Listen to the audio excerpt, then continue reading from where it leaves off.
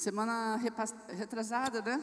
Nós estivemos aqui trazendo a palavra e nos comprometemos com a igreja que estaríamos estudando o livro de Colossenses. Mas semana passada não pudemos estar, mas o pastor Gessé esteve aqui e foi uma bênção. E eu não sei se todos sabem, mas a minha sogra se acidentou em casa e nós estamos há mais de 10 dias acompanhando o processo. Ela ficou no CTI, agora tem uns 3 ou 4 dias ela foi para o quarto e agora nós estamos aguardando a alta dela. Então estamos vivendo dias de muita luta, mas desde que nós nos propomos a estudarmos juntos esse livro, o Senhor tem falado poderosamente aos nossos corações através dele. E eu desafio a cada um de vocês a ler a carta aos Colossenses. É uma carta tremenda, abençoada, que vai falar muito ao seu coração. O texto, conforme eu falei na outra vez, eu separei de cada capítulo um texto específico, um versículo, 2 versículos ou 3, porque toda a carta, versículo por versículo, daria um ano de mensagem. Então, no primeiro domingo, nós falamos sobre a supremacia de Cristo. E foi uma bênção. E dessa vez, nessa segunda mensagem, o Senhor nos levou a um texto que fica em Colossenses 2, de 6 a 8. Então você pode abrir a sua Bíblia, pode ficar sentado, nós vamos fazer a leitura do texto. E vocês vão acompanhar aí nas suas Bíblias, mesmo assentados. Antes nós, porém, gostaríamos de orar neste momento. Oremos. Senhor Deus, mais uma vez, ó Pai, nós entramos na Tua santa presença, ó Deus. Queremos, ó Pai, glorificar e exaltar o Teu santo nome, Senhor. E declarar, Senhor, a nossa total dependência do Senhor neste momento, ó Pai. Fala, Senhor, aos nossos corações. Fala, Senhor, através da Tua palavra, Senhor. Quebra, Senhor, paradigmas. Quebra, Senhor, pensamentos errados a respeito, ó Pai, do Teu Evangelho, ó Deus, esta noite, em nome de Jesus. Amém, Senhor.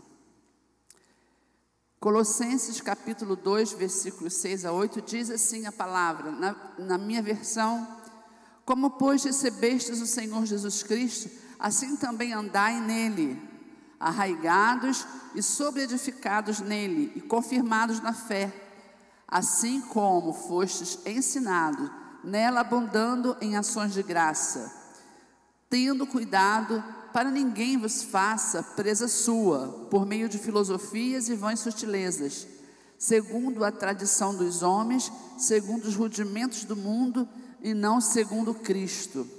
Amém, igreja? Amém. Então, como nós falamos, hoje nós separamos esses versos 6 a 8, e vamos ver o que o Senhor tem a falar à igreja, né? Porque é interessante também quando a gente traz a palavra, que vocês procurem ver o contexto do que está sendo falado, né? Na época, lá no início da igreja primitiva, quando Paulo, o maior de todos os missionários de todos os tempos, espalhou igrejas por toda aquela região, ali partindo de Jerusalém, indo para várias outras cidades. E cada cidade que ele ia, ele deixava um grupo de pessoas que começavam a se reunir, e ali nascia uma igreja. E ele ia para outra cidade, mas ele, apesar de estar em outros lugares, como nós vimos na última mensagem, nessa carta, quando ele escreveu a carta de Colossenses, ele estava numa prisão. Mas o coração dele estava lá nessas igrejas, lá em cada grupo.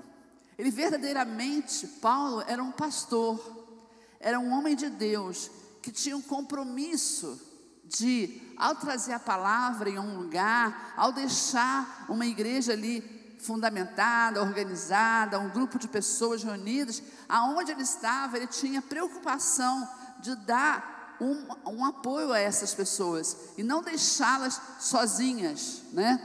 Principalmente porque ele recebia notícias dos outros irmãos que vinham visitá-lo e trazia notícias de como que estavam as igrejas em tais e tais lugares.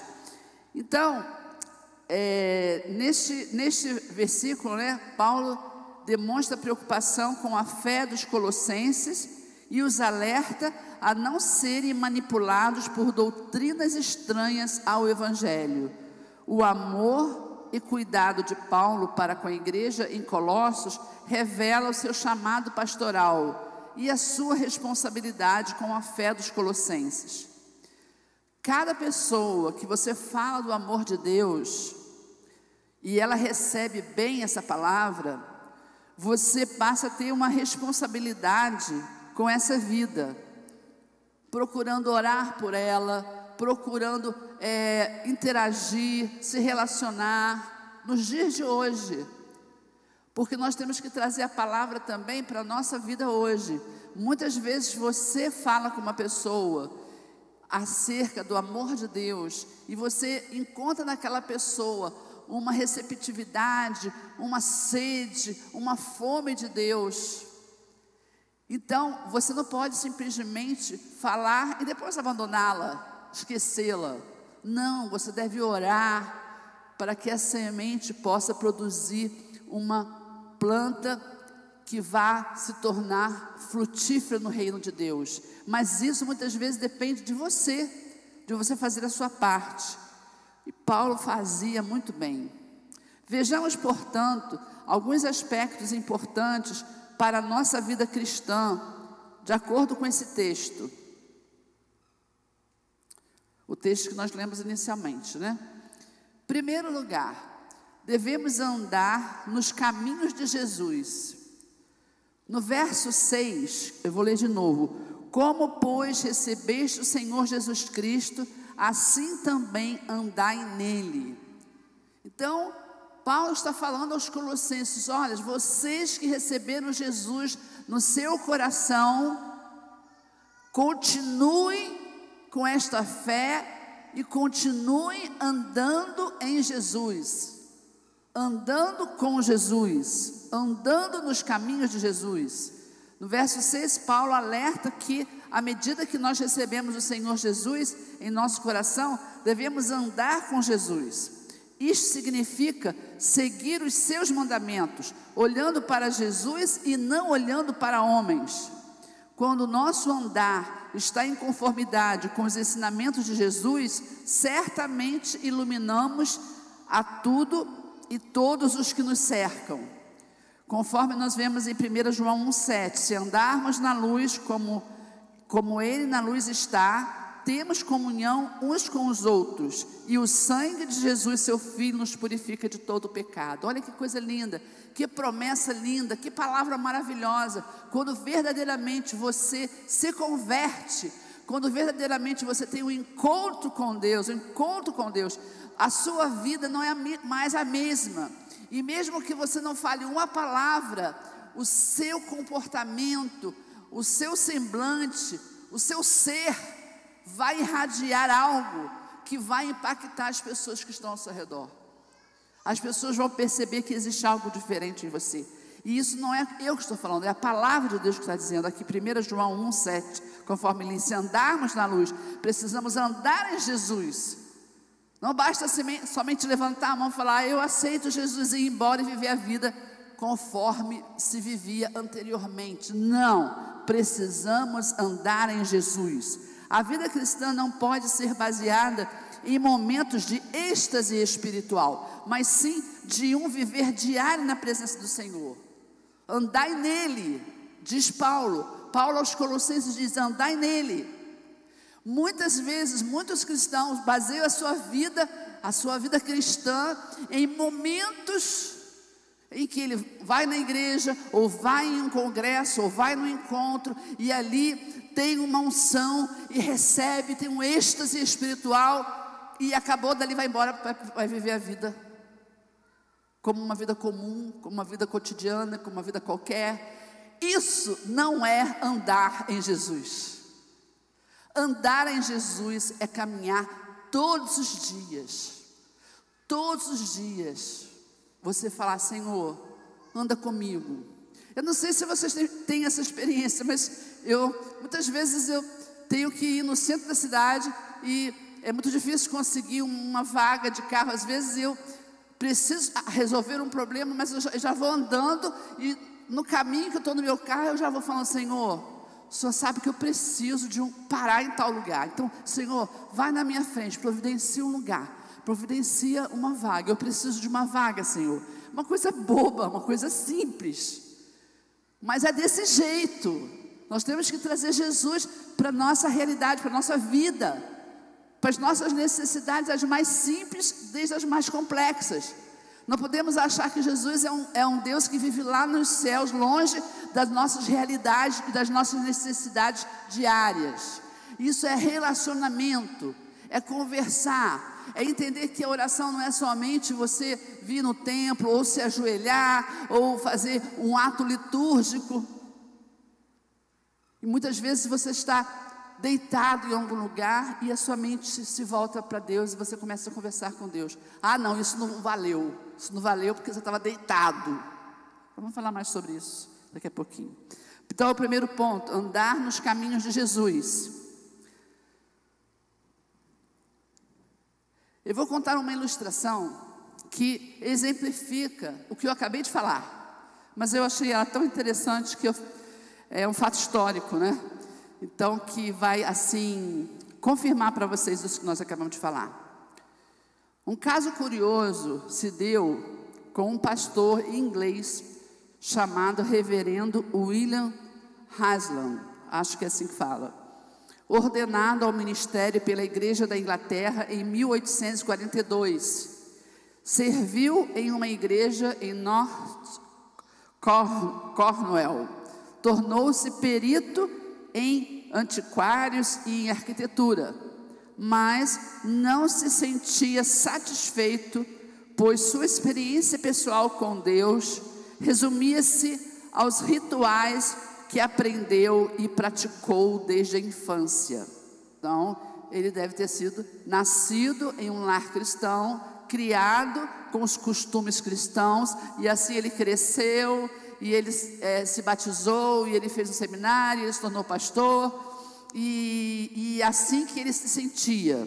Mas um dia, 9 anos depois de ter sido ordenado pastor, então ele já era pastor, em 1851, enquanto ele pregava sobre um texto do Evangelho, que dizia: o que vocês pensam de Cristo?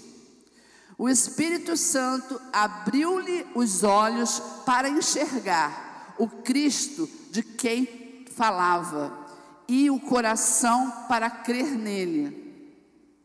A mudança que lhe sobreveio foi tão óbvia que um pregador local que visitava a igreja se pôs de pé e gritou: o pastor se converteu, aleluia! Imaginem, irmãos, imagina a situação, hein? E de imediato sua voz se perdeu em meio aos louvores de 300 ou 400 pessoas que estavam na congregação. A notícia se espalhou como um rastilho de pólvora. O pastor se converteu por meio da sua própria pregação no seu próprio púlpito. Sua conversão foi o início de um grande avivamento na igreja, que durou quase 3 anos, com um senso vívido da presença de Deus.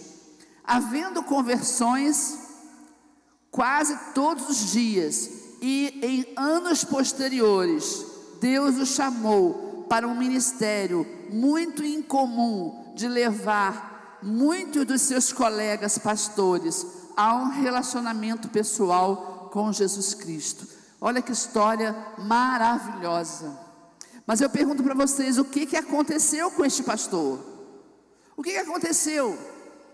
Ele já era convertido, ele já era pastor, mas ele não tinha tido ainda uma experiência pessoal com Deus.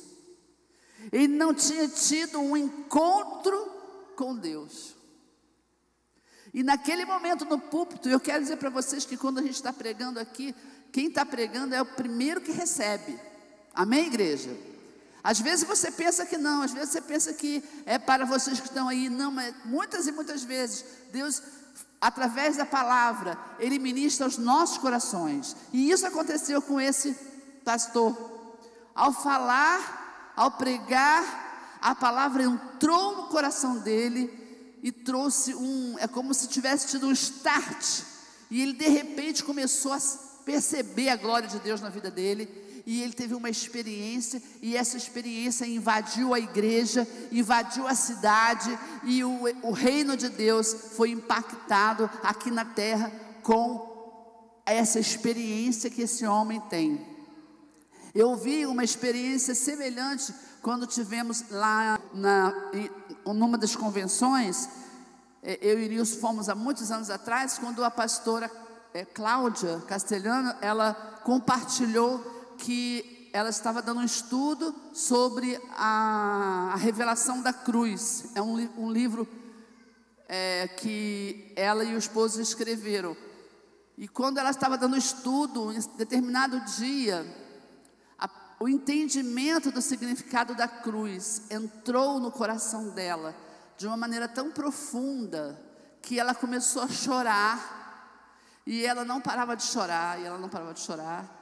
E a célula foi indo até 11 horas, até meia-noite, e ela não parava de chorar, e ela não parava de chorar, e as pessoas começaram a ficar também impactadas com o que estava acontecendo ali. E eu não lembro agora o que aconteceu depois, mas eu só sei que ela compartilhou com milhares de pessoas que estavam naquela convenção, que ao aplicar aquele estudo, ela recebeu a revelação da cruz. Porque muitas vezes a gente fala sobre cruz, muitas vezes a gente fala sobre o que Jesus morreu numa cruz por nós. Mas uma coisa é você falar sobre isso, outra coisa é você sentir isso no seu coração. Você sentir essa dor que ele sentiu. Você sentir que aquilo que ele passou não era para ele não precisava disso. Era para mim, era para você, era para nós. E quando você se depara com essa realidade do sofrimento de Cristo ali naquela cruz, por mim e por você, não tem como você não ficar impactada com a grandeza do amor do nosso Deus sobre as nossas vidas. Então, o primeiro ponto que nós falamos foi deste texto, que foi no verso 6, é andar nos caminhos de Jesus. Agora, vamos continuar no verso 7. No verso 7, ao meio aos vendavais, maior do que se a raiz for pequenininha, a raiz curtinha, a raiz fraca, a planta num vendaval, essa planta é levada muito facilmente. Então nós temos que dar atenção à raiz. Qual é a raiz da nossa fé? Qual é a importância então da raiz na planta? Assim como também nós vemos em Mateus 13, de 20 a 21, que diz: o que foi semeado em pedregais e o que ouve a palavra e logo a recebe com alegria, mas não tem raiz em si mesmo, antes é de pouca duração, e chegada a angústia e a perseguição por causa da palavra, logo se ofende. Então, não sei se vocês já viram isso, pessoas que muitas vezes começam a frequentar a igreja, aceitam Jesus, começam a viver uma vida cristã, mas o solo do seu coração é um solo duro, é um solo de pedra. Então a palavra entra, mas não encontra espaço para produzir uma raiz que vá no profundo. Então aquela pessoa, ela fica exposta às dificuldades da vida, que é comum para todos nós. Não é porque nós somos cristãos, nós estamos livres das lutas deste mundo, dos vendavais desse mundo. Não, nós vamos passar por eles, mas a diferença é que quando nós temos uma raiz profunda, a nossa vida pode vir o vendaval que for, a gente pode tombar, mas a gente volta, a gente vai e a gente volta. Mas aquele que tem uma fé rasa, uma fé superficial, uma vida superficial, vem o vendaval e arrasta. E você vê que muitas pessoas às vezes vêm, ficam um tempo na igreja, depois sai, volta para o mundo, ou não volta para lugar nenhum, ou fica vivendo de qualquer maneira. Por quê? Porque tem uma fé rasa. Nós temos que ter cuidado a respeito disso. Devemos ter nossa fé enraizada em Jesus, conforme diz o texto. Não devemos estar enraizado em pessoas. Não devemos estar enraizado em pessoas, nem em templos, nem em pensamentos humanos, mas simplesmente em Jesus. Mas tem até um louvor antigo que eu não lembro direito, eu só lembro desse que fala assim: a minha igrejinha, né? A minha igrejinha, quando Deus falava, eu acho que é mais ou menos assim, né, Jessé?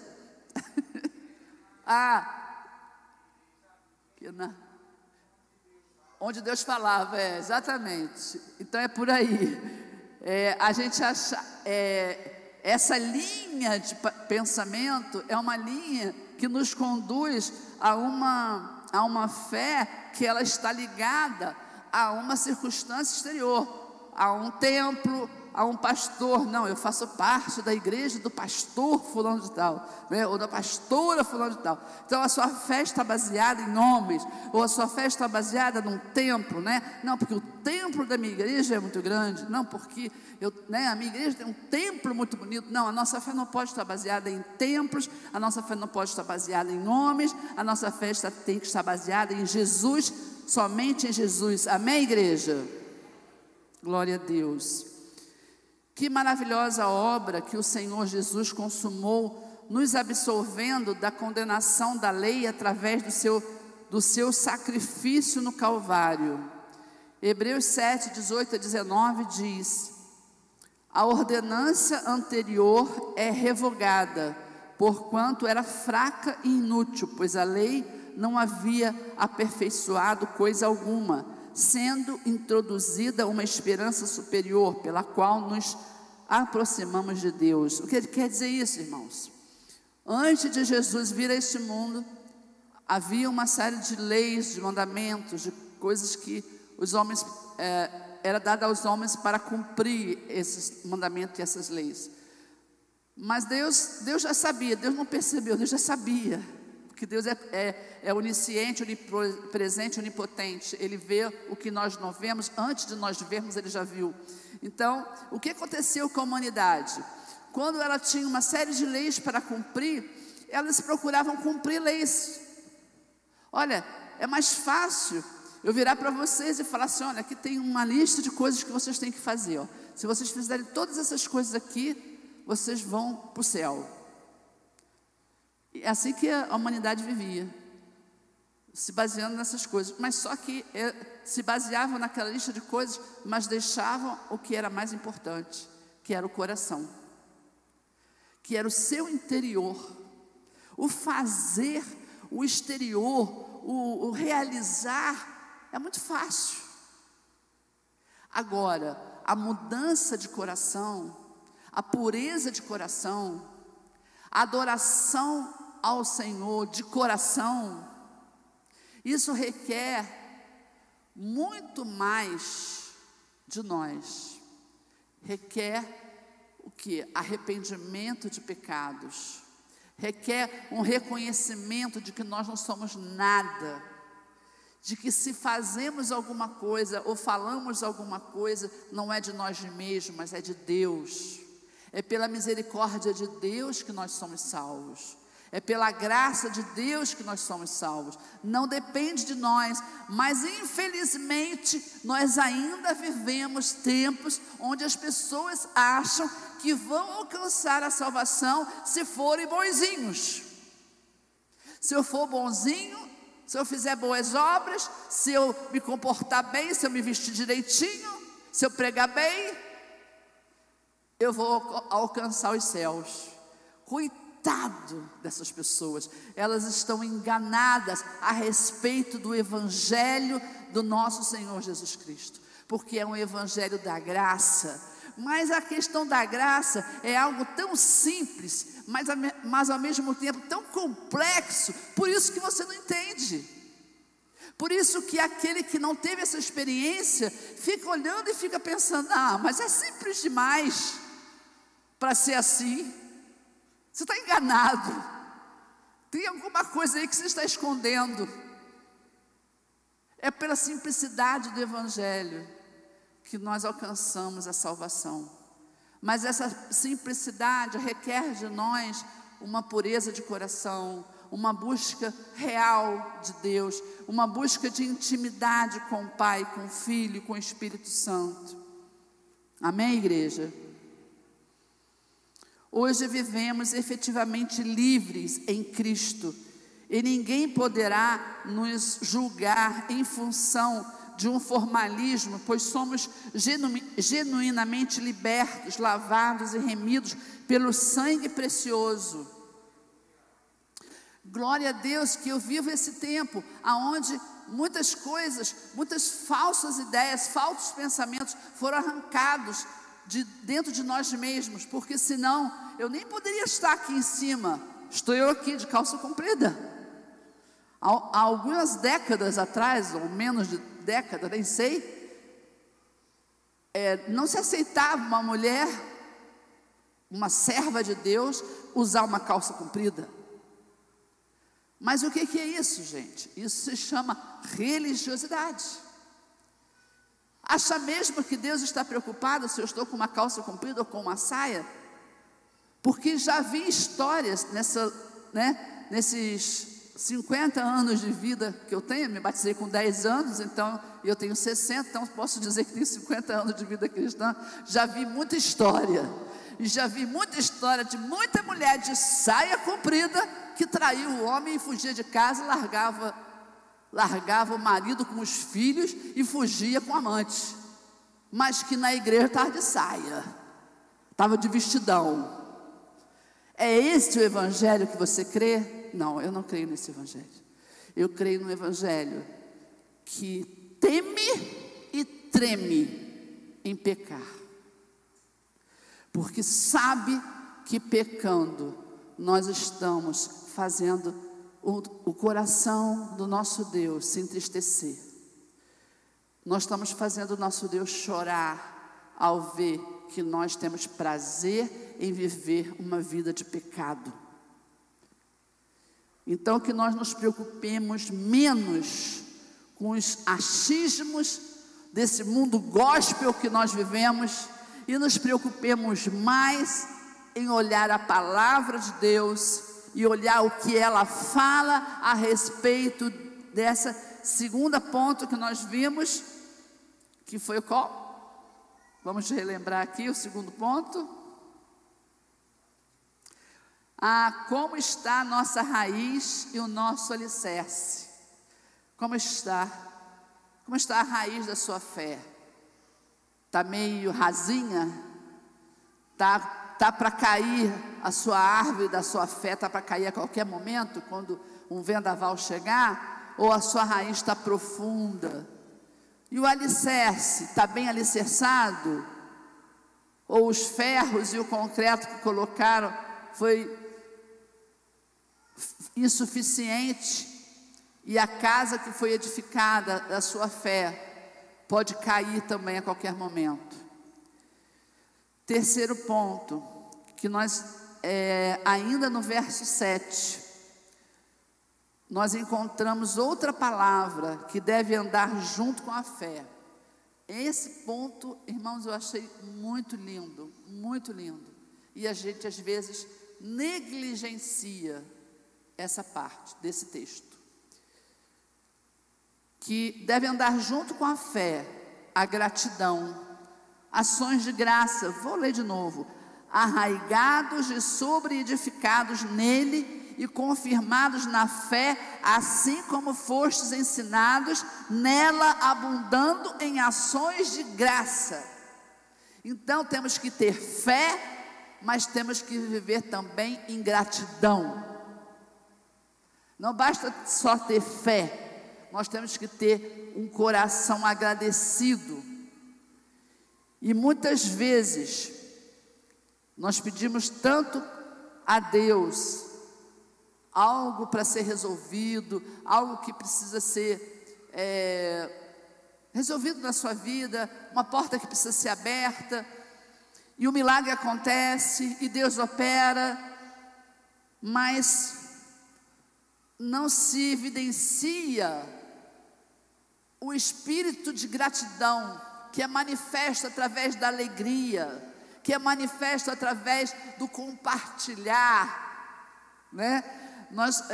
Há um tempo atrás, hoje em dia nem falamos tanto, mas gostávamos de falar, conta a bênção, lembram disso? Conta a bênção, meu irmão. Por quê? Porque é bom contar a bênção, é melhor ainda contar a bênção quando ela ainda não chegou, porque quando você faz assim, você evidencia a fé. Não, eu creio que a minha bênção está chegando, eu pedi, não chegou ainda, porque não é a hora, mas já está chegando e eu já estou alegre nela, eu já estou feliz nessa bênção. Isso é andar com fé e em ações de graça. Então o verso 7 fala sobre isso. Hebreus 11:1 diz: ora, a fé é o firme fundamento das coisas que se esperam e a prova das coisas que se não veem. E no verso 6 lemos, no verso 6 de Hebreus 11: ora, sem fé é impossível agradar a Deus, porque é necessário que aquele que se aproxima de Deus creia que Ele existe e que é galardoador dos que o buscam. Nossa vida cristã deve ser vivida na fé de que Deus está providenciando tudo o que necessitamos, e termos um coração agradecido, porque cremos que Deus vai operar no tempo dele, as coisas vão acontecer. Não adianta dizermos que temos fé e vivermos murmurando ou entristecido em meio às lutas, porque muitas vezes você pede a Deus: Senhor, me dá paciência, que eu seja uma pessoa mais paciente. Aí o Senhor envia a luta, envia as dificuldades, para forjar em você a paciência. Aí você esquece que você orou pedindo a Deus paciência. Aí as lutas vêm, as dificuldades vêm, as coisas não acontecem no tempo que você queria que acontecesse, e você esquece que lá atrás você fez essa oração. E ao passo que você, em meio às lutas, a única coisa que você pode fazer é esperar, é que nem na fila do banco. Você vai para a fila do banco, você não pode fazer nada. Se você tem uma conta para pagar, você está lá na fila, você só pode fazer uma coisa, é esperar. E tem que esperar com paciência. Não adianta se alvoroçar, não adianta reclamar, brigar, gritar. Você tem que ter paciência e esperar. Agora, você pode esperar triste, brigando, aborrecido, reclamando com as pessoas, ou você pode esperar com uma atitude de louvor, com uma atitude de alegria. É isso que faz a diferença daquele que quer andar em Jesus. Lembremos, voltando, nossa vida cristã deve ser vivida na fé de que Deus está providenciando tudo o que necessitamos, e termos um coração agradecido porque cremos que Deus vai operar. Quando estava estudando esta palavra, eu me lembrei de um louvor que é conhecido da igreja, mas que tem uma palavra muito tremenda, porque ela fala assim: eu adoro a Deus pelo que Ele é e não pelo que Ele faz. Não sei bem se é assim a colocação, mas é parecido, né? Significa isso. Aleluias, porque nós devemos servir a Deus, adorar a Deus, não pelas coisas que Ele faz, não pelos prodígios e maravilhas que o nosso Deus já fez, faz e ainda fará, mas nós devemos adorar o nosso Deus pela essência de quem Ele é. Ele é o nosso Deus, Ele é o meu Deus, Ele é o seu Deus, e é por isso que nós devemos tão somente adorá-lo, nada mais além do que isso. Quando reconhecemos a preeminência espiritual de Cristo, verdadeiramente ocorrem maravilhas na nossa existência. Vivemos efetivamente em novidade de vida e nos libertamos definitivamente dos grilhões do pecado, elegendo a Cristo como nosso único mestre. Então, que Jesus seja o seu mestre. Nós estamos vivendo tempos difíceis, onde eu tenho visto que a juventude desse século, ou dessa década, vamos dizer, a juventude dessa década tem baseado a sua vida em figuras humanas lá na internet.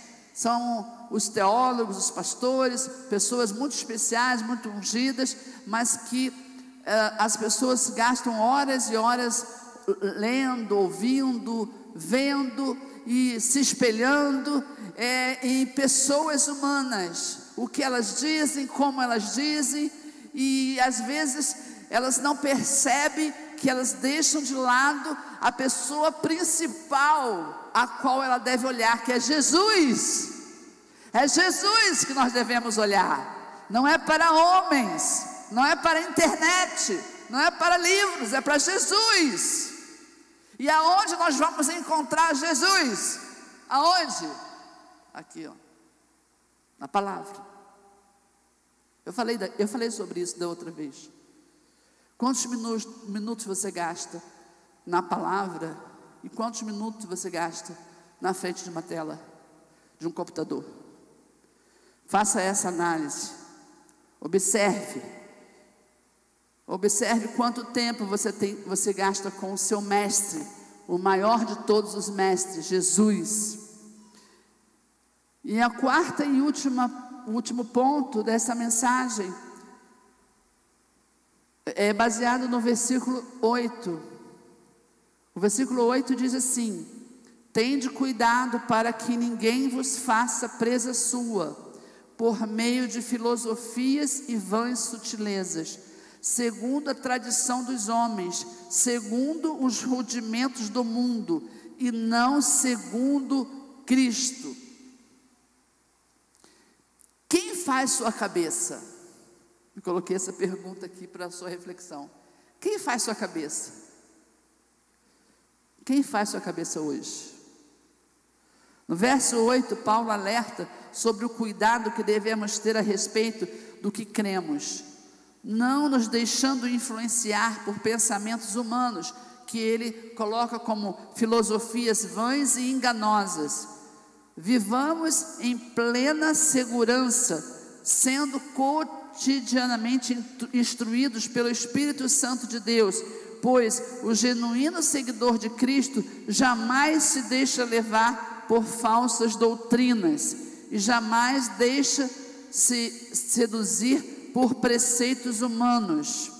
Vós, 2 Pedro 3, 17 a 18 diz: vós, portanto, amados, sabendo isto de antemão, guardai-vos de que pelo engano dos homens perversos sejais juntamente arrebatados e descaiais da vossa firmeza. Antes, crescei na graça e no conhecimento de nosso Senhor e Salvador Jesus Cristo. A Ele seja dada a glória, assim agora como até o dia da eternidade. Segundo este texto, as filosofias vãs e enganosas estão fundamentadas em tradições e costumes de homens e não em Cristo.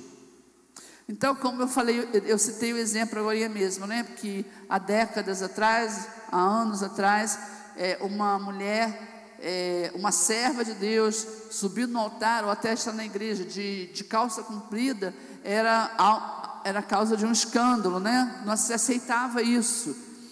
Isso são o quê? São as filosofias e os pensamentos humanos, né? Que não tem a relevância e a importância na fé e no viver em Cristo. E se a gente olhar para o passado, eu, por exemplo, tenho muitas histórias, né, de muitas coisas que eu vi e que eu vivenciei na minha infância, na minha adolescência, de pensamentos e coisas que as pessoas seguiam e eram pensamentos humanos. Então, eu não sei se alguém aqui viveu, né, essa época que eu vivi, que minha avó, se eu deixava uma sandália de cabeça para baixo, menina, desvira essa sandália, que isso dá azar, ou que isso vai chamar morte, que não sei o quê, né? Então, tinha umas coisas assim, que eram que costumes humanos, né? Eu lembro também que papai sempre contava que na juventude dele, meu pai tem 89 anos, então você pensa, na juventude dele, há 70 anos atrás, né? Ele era membro de uma igreja batista, né? E tinha um cinema, né, na cidade, e os diáconos da igreja, no dia que tinha a sessão do cinema, os diáconos iam para a porta do cinema para ficar vigiando, para ver se algum jovem, alguma pessoa da igreja ia entrar no cinema. E ele conta isso, que se eles vissem algum membro da igreja, quando chegava na assembleia, eles davam relatório, ó, fulano, cicrano, beltrano, tudo entrou no cinema. Aí a igreja colocava em suspensão, fazia, tem um termo que é uma correção, alguma coisa assim, porque era errado. Era errado naquela época o cristão entrar dentro do cinema. Então, mas todas essas coisas são filosofias e pensamentos de homens. Eu lembrei também de mais uma coisa que da minha adolescência, que eu acompanhei até em família, jovens que gostavam de jogar futebol, a igreja não aceitava. Crente não joga futebol. Isso, gente, há mais de 70 anos atrás. Crente não joga, mais de 70 não, mais de 60, 50 anos atrás. Crente não joga futebol. Então, se joga futebol, é excluído da igreja, não pode ser membro da igreja. Então, mas essas coisas são coisas feitas por homens. E o que é feito por homens muda, como mudou. Hoje a gente tem jogadores que dão testemunho da sua fé lá em jogos profissionais, né? Hoje o esporte, ele é visto de uma maneira diferente, né? Onde os cristãos, através do esporte, eles dão testemunho da sua fé. E em várias outras profissões que no passado eram tidas como não apropriadas para um cristão, hoje já se vê cristãos nesses meios ganhando vidas. Mas uma coisa é certa: os pensamentos e filosofias humanas mudam conforme o tempo, mas os princípios de Jesus Cristo não mudam. Em Hebreus 13:11 diz: Jesus Cristo é o mesmo ontem, hoje e eternamente.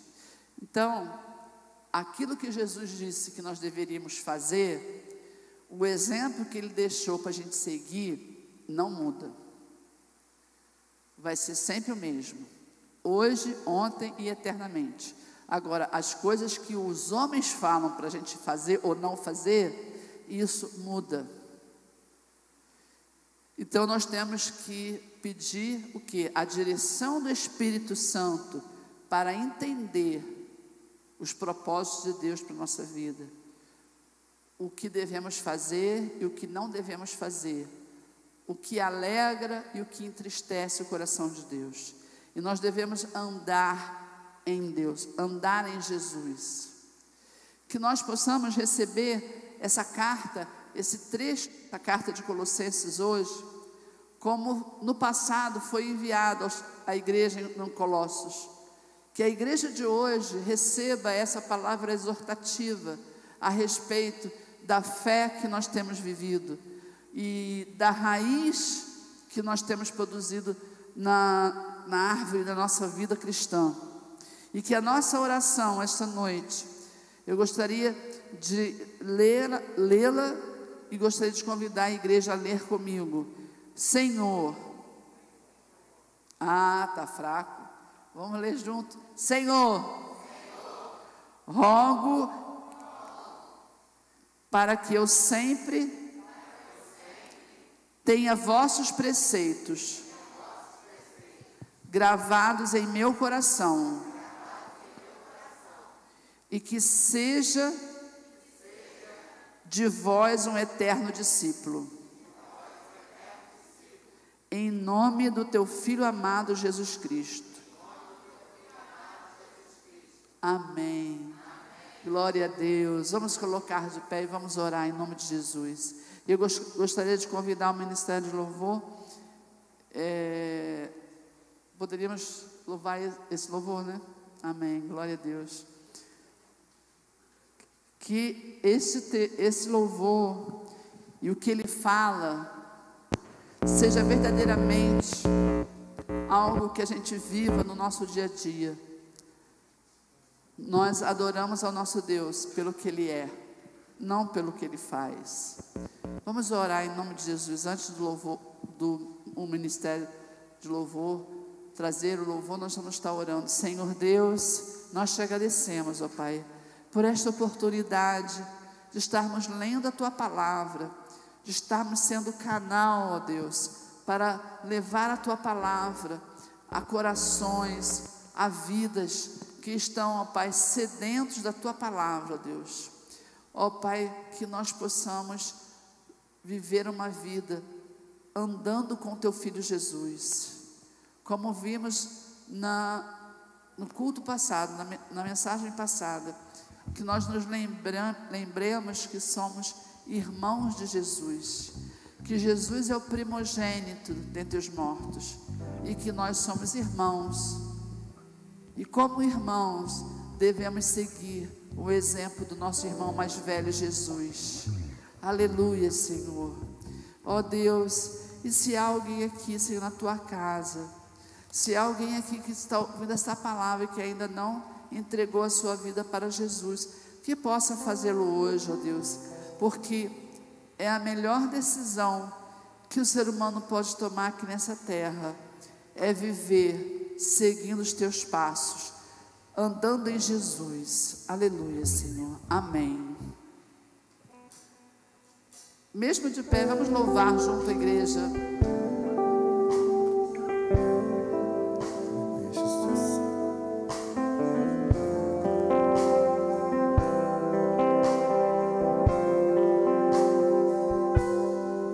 Minha fé não está firmada nas coisas que podes fazer. Eu aprendi a te adorar pelo que és. Dele veio o sim e o amém, somente dele, mais ninguém. A Deus seja o louvor. Igreja, louve essa palavra, sinta o significado dessa palavra e se pergunte se é esse evangelho que você tem vivido. Quando tudo vai dando errado, quando está difícil, quando só tem luta, e você pode dizer: Deus é Deus da minha vida. Ó Senhor,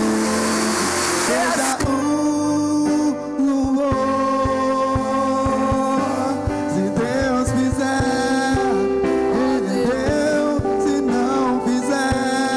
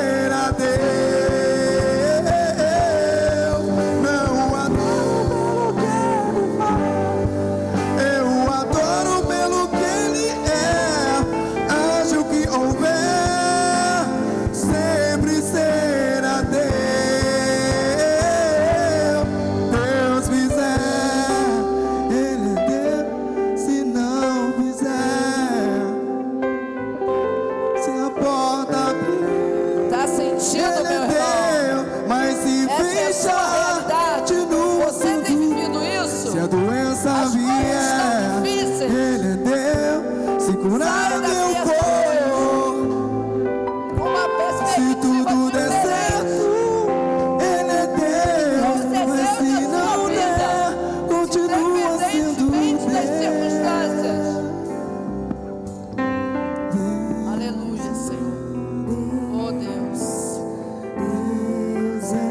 eu gostaria de convidar, se alguma pessoa foi tocada por essa palavra e quer receber uma oração, que venha aqui na frente agora, em nome de Jesus. Se você estava precisando dessa palavra e ela veio ao seu encontro hoje, você saia do seu lugar e venha aqui na frente. Eu quero orar por sua vida agora, em nome de Jesus. Aleluia. Eu sou a primeira, Senhor, eu fui ministrada nessa palavra, nesse louvor agora, Senhor. Ó Deus, porque o Senhor sabe como tem sido dias difíceis para nós, tantas lutas, ó Pai, dias passados naquele hospital, vendo a realidade do corpo humano, as limitações, a debilidade do corpo humano e a nossa total dependência da sua graça, ó Deus. Ali naquele lugar, ó Pai, nós nos sentimos nada, nos sentimos enfraquecidos, mas hoje, Senhor, eu posso ver que o Senhor estava em todo o tempo conosco ali. O Senhor não nos abandonou, o Senhor nos deu força para enfrentarmos aquilo que somente nós poderíamos enfrentar. Não havia mais ninguém, Senhor, era nós que tínhamos que enfrentar, e o Senhor nos deu força. E o Senhor nos mostra essa noite que o Senhor é Deus. Aleluia, Pai. E nós, ó Pai, nos alegramos no Senhor, não pelo que o Senhor faz, mas pelo que o Senhor é em nós. Aleluia, aleluia, Senhor, em nome de Jesus. Que Deus abençoe a amada igreja. Mesmo você que não veio aqui na frente, mas no seu lugar você possa receber tudo que Deus ministrou no seu coração essa noite, porque eu declaro que eu recebi muito de Deus